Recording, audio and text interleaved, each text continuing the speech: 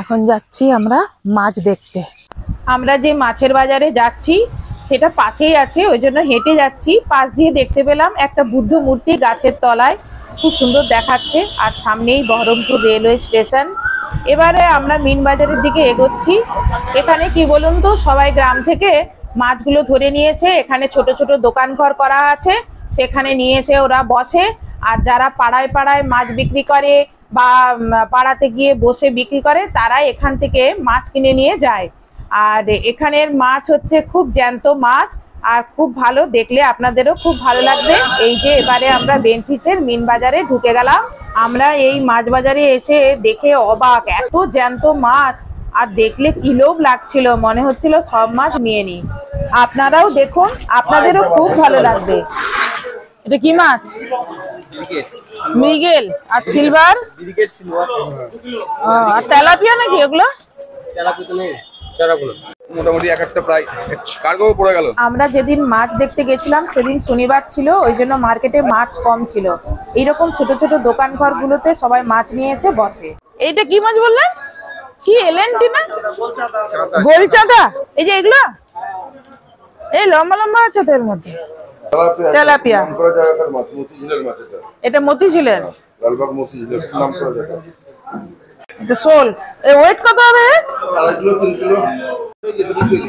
সরপুটি 300 টাকা কেজি।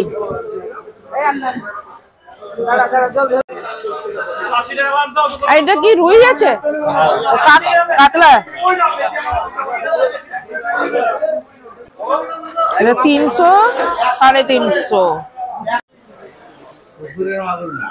এগুলো হচ্ছে মাগুর, এগুলো পুকুরের মাগুর না। দেখুন এটা প্লাস্টিকে মোড়া ইলিশ।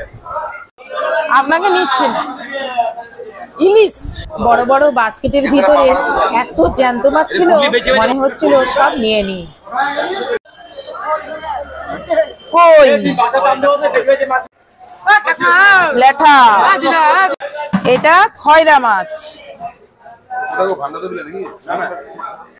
130 টাকা আছে,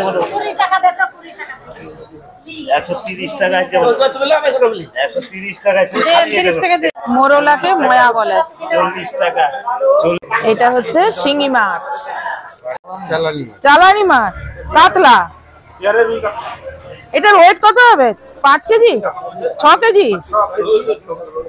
আমরা মাছ দেখতে ঢুকেছিলাম একটা গেট দিয়ে, আর এই আরেকটা গেট দিয়ে আমরা বেরিয়ে যাচ্ছি। এইখান দিয়ে বেরোলেই সাইডে মুর্শিদাবাদ মেডিকেল কলেজ। এবারে এখান দিয়ে গেলেই আমাদের লজটা সামনেই আছে, পাশাপাশি সব। আর আমার ভিডিওটা যদি ভালো লেগে থাকে তাহলে চ্যানেলটি সাবস্ক্রাইব করবেন আর ভিডিওতে লাইক করবেন। আর আমার ভিডিওটি দেখার জন্য অসংখ্য ধন্যবাদ।